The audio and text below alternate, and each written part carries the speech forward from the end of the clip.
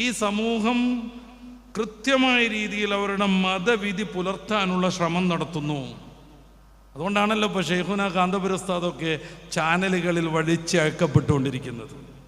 ബഹുമാനപ്പെട്ടവർ ധീരമായി ഒരു കാര്യം പറഞ്ഞു. ഇതുവരെയും ഒച്ചാനിച്ച് നിന്നവർക്കൊക്കെയും അതിനെ പിന്തുണയ്ക്കേണ്ടി വന്നു. മടവൂരടക്കം, ഹുസൈൻ മടവൂരടക്കം മറ്റ് പല ഉസ്താദൊക്കെ എന്തെങ്കിലും പറയുമ്പോഴേക്ക് സൈക്കിളെടുത്ത് കൂടുന്നവരൊക്കെയും അതിനെ പിന്തുണയ്ക്കേണ്ടി വന്നു. ആണും പെണ്ണും ഒന്നിച്ച് വ്യായാമം ചെയ്യാൻ പാടില്ല എന്ന്. ഇന്നും അത് ചർച്ചയാണ്, ഇന്നും ഒരു ചർച്ചയാണ്. ആ വിഷയത്തിൽ ഒരിക്കൽ പോലും അഭിപ്രായം പറയേണ്ടാത്ത ചില രാഷ്ട്രീയ നേതാക്കളൊക്കെ അത് കൊത്തിപ്പിടിച്ച് പിറകെ കൂടിക്കൊണ്ടിരിക്കുന്നു. ആർക്ക് ഈർഷ്യത വന്നാലും ആർക്ക് പ്രകോപനം ഇറങ്ങിയാലും നമ്മളത് പറഞ്ഞുകൊണ്ടിരിക്കുന്നതാണ് ഇന്ന് പോലും ഒരു സംസ്ഥാന പാർട്ടിയുടെ സെക്രട്ടറി പറയുന്നത്. എന്ത് തോന്നിയാസാണെന്ന് ആലോചിച്ച് നോക്കൂ നിങ്ങൾ. എന്താ എല്ലാവരും ഇസ്ലാമിനിട്ട് ഇങ്ങനെ വളഞ്ഞിട്ട് ആക്രമിക്കാൻ ശ്രമിക്കുന്നത്? അദ്ദേഹം ആ ഒരു ചർച്ച നടത്തി പരമാവധിക്കപ്പുറം ലഭ്യമായി, അയാൾക്ക് കിട്ടിയില്ല. പക്ഷെ ചോദിച്ചു വാങ്ങി, എരന്ന് സ്വീകരിച്ചു. സർവരും അതിനെതിരെ പ്രതികരിച്ചു. അങ്ങനെ ഉയർന്ന് നിൽക്കുമ്പോൾ ഞാനതിൽ നിന്ന് മാറുക എന്നുള്ളതല്ല വിചാരിച്ചത്. നേരെ മറിച്ച് പിന്നെയും പറഞ്ഞു, ആര് ക്രൗര്യം കാണിച്ചാലും നമ്മളത് സമത്വത്തെക്കുറിച്ച് പറഞ്ഞുകൊണ്ടിരിക്കുന്നു. KSRTC ബസ്സിൽ ചിലപ്പോഴൊക്കെ വനിതാ കണ്ടക്ടർ ഉണ്ടാകും. വനിതാ കണ്ടക്ടറുള്ള KSRTC ബസ്സിൽ കണ്ടക്ടർ ഇരിക്കുന്ന ബാക്കിലെ ഡോറിൻ്റെ തൊട്ടുടനെയുള്ള സീറ്റിൻ്റെ മുകളിൽ ഒരു പ്രത്യേക ബോർഡുണ്ട്. വനിതാ കണ്ടക്ടറുള്ള ബസ്സിൽ കണ്ടക്ടറുടെ സീറ്റിൽ പെണ്ണ് മാത്രമേ ഇരിക്കാവൂ. ഈ രാഷ്ട്രീയ നേതാവൊക്കെ നേതൃത്വം കൊടുക്കുന്ന ഭരണകൂടം പുറത്തിറക്കുന്ന പൊതുവാഹനത്തിൽ വനിതാ കണ്ടക്ടർ ഇരിക്കുന്നിടത്ത് വനിതകൾ മാത്രമേ ഇരിക്കാവൂ എന്ന് കൃത്യമായി എഴുതി വച്ചിരിക്കുന്നു. എവിടെയാണ് സമത്വം? ആരാണ് ഈ സമത്വത്തെക്കുറിച്ച് പറയുന്നതിനപ്പുറം പ്രയോഗരംഗത്തേക്ക് കൊണ്ടുവന്നത്? പോളിറ്റ് ബ്യൂറോ മെമ്പർമാരെ മൊത്തം പരിശോധിക്കുക, എത്ര പെണ്ണുങ്ങളുണ്ടായി? സെക്രട്ടറിമാരെ പരിശോധിക്കുക, എത്ര പെണ്ണുങ്ങളുണ്ടായി? എത്ര പ്രാവശ്യം ഈ സ്റ്റേറ്റിലും മറ്റിടങ്ങളിലും ഭരണത്തിലേറി എത്ര വനിതാ മുഖ്യമന്ത്രിമാരുണ്ടായി? എല്ലാം സഹിച്ച് മോഹഭംഗം കൊണ്ട് അവസാനം ഗൗരിയമ്മക്കൊക്കെ വേറൊരു പാർട്ടി രൂപീകരിച്ച് പോകേണ്ടി വന്നു. ഞാൻ ഏതെങ്കിലും പാർട്ടിയെ പറയാനല്ല വേദി ദുരുപയോഗം ചെയ്യുന്നത്. ഉസ്താദ് ദീനിൻ്റെ ഒരു കാര്യം പറയുമ്പോഴേക്ക് പിറകെ കൂടാണ്. ഒരു സംഗീത് ചാനലുണ്ട്, ഏഷ്യാനെറ്റ് എന്ന പേരിൽ. ഇന്ന് അവർ നടത്തിയ ഇത് സംബന്ധമായ ചർച്ചയുടെ പേര് പോലും എത്രമേൽ വികൃതമാണ്. മദ്യപ്പുഴയും ഹൂറികളും എന്നായിരുന്നു. മദ്യപ്പുഴയും ഹൂറികളും. ഇതുമായി പ്രത്യേകിച്ച് ബന്ധമൊന്നുമില്ല. പെണ്ണൊന്നിച്ച് എക്സസൈസ് ചെയ്യണോ എന്നത് ചർച്ച ചെയ്യുന്ന ചാനലിൽ ആ പ്രോഗ്രാമിന് അവർ പേരിടുന്നതും ഹൈലൈറ്റ് ചെയ്യുന്നതും മദ്യപ്പുഴയും ഹൂറികളും എന്നാണ്. ഇടക്കാലത്ത് സുകുമാരൻ നായർ അങ്ങനെ ഒരു കഥ പറഞ്ഞിട്ടുണ്ടായിരുന്നു. ആരാണ് സ്വർഗത്തിൽ പോയി ഹൂറികളെ കണ്ടുവന്നത് എന്ന്. എൻ്റെ പ്രിയപ്പെട്ട സഹോദരന്മാരെ, ഞാൻ നേരത്തെ സൂചിപ്പിച്ച കാര്യം, മതദർശനങ്ങളിൽ പലതും പറയുന്നു. അതെല്ലാം ഓടി വെച്ച് ഈ പുതിയ ലിബറൽ കാലത്തോട് ഒത്തൊരുമിച്ച് ഞങ്ങളും നിങ്ങളുടെ ആളുകളാണെന്നും പറഞ്ഞിട്ട് നല്ല പിള്ള ചമയാൻ പലരും ശ്രമിച്ചുകൊണ്ടിരിക്കുന്നു. ഇസ്ലാമിനത് അങ്ങനെ പറ്റൂല. എന്തുകൊണ്ട്? ഇത് ദൈവിക സംവിധാനമാണ്. ഇതിൻ്റെ ആദർശം സുഭദ്രമാണ്. ഇതിൻ്റെ പ്രമാണങ്ങൾ യുക്തിഭദ്രമാണ്. ഒരു ചെറിയ വൈകല്യം പോലും ബാധിക്കാത്ത വിധം അവ സുരക്ഷിതമാണ്, സംരക്ഷിതമാണ്. ഞാൻ നേരത്തെ പറഞ്ഞു ഏഷ്യാനെറ്റിനെ പറ്റി. അവർക്ക് വലിയ ചർച്ച ഇപ്പോൾ ഹൂറികളെ കുറിച്ചാണ്, സ്വർഗത്തിലെ ഹൂറികളെ കുറിച്ച്. ഇതൊക്കെ പറയുന്ന കേട്ടാൽ തോന്നും പരിശുദ്ധ ഇസ്ലാം ആരെയൊക്കെയോ കൊണ്ട് സോപ്പിട്ട് ഈ സ്വർഗത്തിന് വേണ്ടി വർക്ക് ചെയ്യാൻ വേണ്ടിയിട്ട് ഹൂറിയാളെ ആദ്യമായിട്ട് സബ്മിറ്റ് ചെയ്താണ് അതെന്ന്. അല്ലെങ്കിലും അങ്ങനെ കുറേ വിമർശനങ്ങളുണ്ടല്ലോ. എന്ത്? ഇസ്ലാം വാളെടുക്കാൻ പറഞ്ഞു, സ്വർഗം തരും എന്ന് പറഞ്ഞ് മോട്ടിവേഷൻ ചെയ്തു. എന്നിട്ട് കുറേ ആളുകളെ കൊണ്ട് യുദ്ധം ചെയ്യിപ്പിച്ച് റസൂലുള്ളാഹി സ്വല്ലല്ലാഹു അലൈഹി വസല്ലം വലിയ സമ്പത്തൊക്കെ പിടിച്ചടക്കിയിരുന്നു. അവിടുന്ന് മരിക്കുമ്പോൾ ഏതാനും നാഴി ഗോതമ്പ് പൊടിക്ക് വേണ്ടി അവിടുത്തെ പടയങ്കി അയൽവാസിയാവുന്ന ജൂതൻ്റെ വീട്ടിൽ പണയത്തിലായിരുന്നു എന്ന യാഥാർത്ഥ്യം എൻ്റെ പ്രിയപ്പെട്ട സഹോദരന്മാരെ നമുക്കെങ്കിലും അറിയണം. എന്നിട്ട് റസൂലുള്ളാഹി തങ്ങൾ കുറേ ആളുകളെ യുദ്ധത്തിന് വേണ്ടിയിട്ട് പുറത്തിറക്കിയിട്ട് അവരെ കൊണ്ട് യുദ്ധം ചെയ്ത് കുറേ മുതൽ സ്വരൂപ് കൂട്ടി എന്ന് പറയുന്നത്. യുദ്ധത്തിന് വേണ്ടി തയ്യാറാവുക, യുദ്ധം കൊണ്ട് മരണപ്പെടുന്ന ആളുകൾക്ക് വലിയ സന്തോഷം കിട്ടുക എന്നുള്ളത് പരിശുദ്ധ ഇസ്ലാം സമൂഹത്തിന് സമർപ്പിച്ച പുതിയൊരു ദർശനമൊന്നുമല്ല.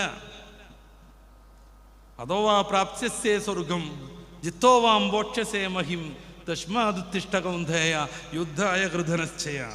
ശ്രീമദ് ഭഗവത്ഗീതയുടെ 2-ാം അധ്യായത്തിൻ്റെ 27-ാമത്തെ ശ്ലോകം അങ്ങനെയാണ്. അഥവാ പ്രാപ്സ്യസേ സ്വർഗം, ഈ യുദ്ധത്തിൽ നീ മരണപ്പെട്ടാൽ സ്വർഗം പ്രാപിക്കാം. ജിത്തോവാം ബോക്ഷസേ മഹിം, നീ വിജയിച്ചാലോ ഈ ഭൂമിയെ അനുഭവിക്കുകയും ചെയ്യാം. തസ്മാത്, അതുകൊണ്ട് ഉത്തിഷ്ഠ കൗന്ധേയ, കുന്തിയുടെ പുത്രനാകുന്ന അർജുന എഴുന്നേൽക്കുക. യുദ്ധായ കൃതനിശ്ചയ, യുദ്ധം ചെയ്യാൻ നിശ്ചയിച്ചുകൊണ്ട്. ഇത് ഗീതയുടെ വർത്താനാണ്. യുദ്ധത്തെ വിമർശിക്കാനല്ല ഞാനിത് പറയണത്. അനിവാര്യമായ സന്ദർഭങ്ങളിൽ ലോകചരിത്രത്തിൽ അനുസ്യൂതം അത് തുടർന്നിട്ടുണ്ടെന്ന് പറയാൻ. ഈ യുദ്ധം ചെയ്ത് മരിച്ചു പോകുന്ന ആളുകൾക്ക് ശ്രീ മഹാഭാരതത്തിൻ്റെ വനപർവ്വത്തിൻ്റെ 168-ാം കാണ്ഡത്തിൻ്റെ 6-ാം മണ്ഡലത്തിൻ്റെ 7-ാമത്തെ സൂക്തത്തിൽ പറയുന്നത് എന്താണെന്നറിയങ്ങൾ?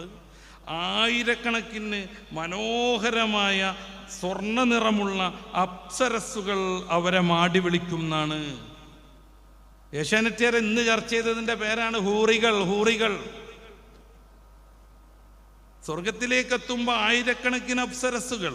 മഹാഭാരതത്തിൻ്റെ തന്നെ 13-ാം അധ്യായത്തിൻ്റെ 79-ാം കാണ്ഡത്തിൻ്റെ 27-ാമത്തെ ശ്ലോകത്തിൽ ആയിരക്കണക്കിന് സുന്ദരമായ നിതംബങ്ങളുള്ള സ്ത്രീകൾ അവരെ കാത്തിരിക്കുന്നു എന്നാണ്. ഹൂറികൾ. കൂടുതൽ ഇനിയും എനിക്ക് ഉദ്ധരിക്കാൻ പറ്റും. വെറും മഹാഭാരതം മാത്രമല്ല, അഥർവവേദത്തിൻ്റെ 4-ാം അധ്യായം 34-ാം കാണ്ഡം 2-ാമത്തെ മണ്ഡലം കൃത്യമായി പറയുന്നത് സ്വർഗത്തിൽ അവൻ സ്ത്രീകളുമായി സഹവാസം ആസ്വദിക്കുന്നു എന്നാണ്. മരണപ്പെട്ടവർക്കാണ് ഈ പറയണത്, യുദ്ധത്തിൽ മരണപ്പെട്ടവർക്ക്. ഇനിയും അவ்விധം കുറേ സംഗതികൾ നമുക്ക് കാണാൻ പറ്റും. ഞാൻ സൂചിപ്പിക്കുന്നത് ഇതൊരു മതതാരതമ്യ വേദിയൊന്നുമല്ല, ഒരു വിമർശന പ്രസംഗം ഞാൻ ആഗ്രഹിക്കുന്നില്ല.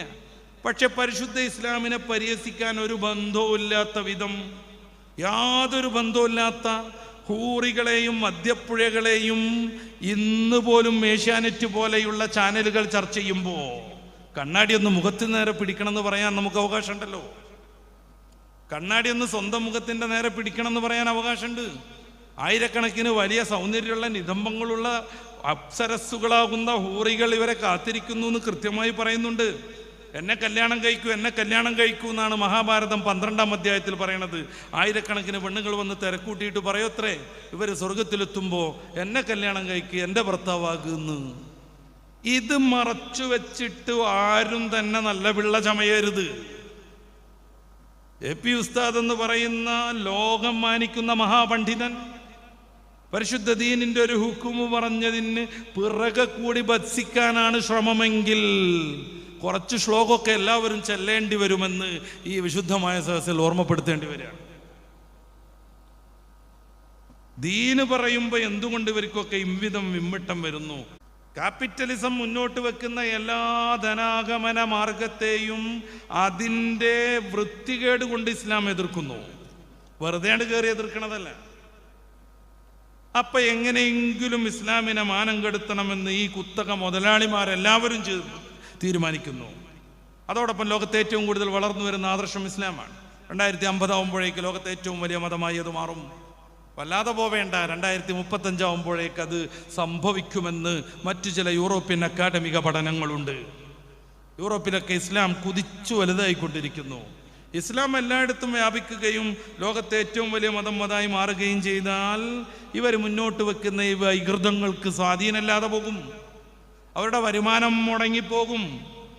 നിരവധിയായ ആണുങ്ങൾ പെണ്ണുങ്ങളാണെന്ന് പറഞ്ഞു കയറ്റിയിട്ട് അവർ 12-ലധികം മേജർ സർജറികളും അനുബന്ധമായ കുറേ പ്ലാസ്റ്റിക് സർജറികളും നടത്തി 30-40 ലക്ഷം പൊട്ടിച്ചുകൊണ്ടിരിക്കുന്നു. മറിച്ചും LGBTQIA+ ആക്ടിവിസം എന്നും പറഞ്ഞ് ഇതിനെ പൊലിപ്പിച്ചുകൊണ്ടിരിക്കണം.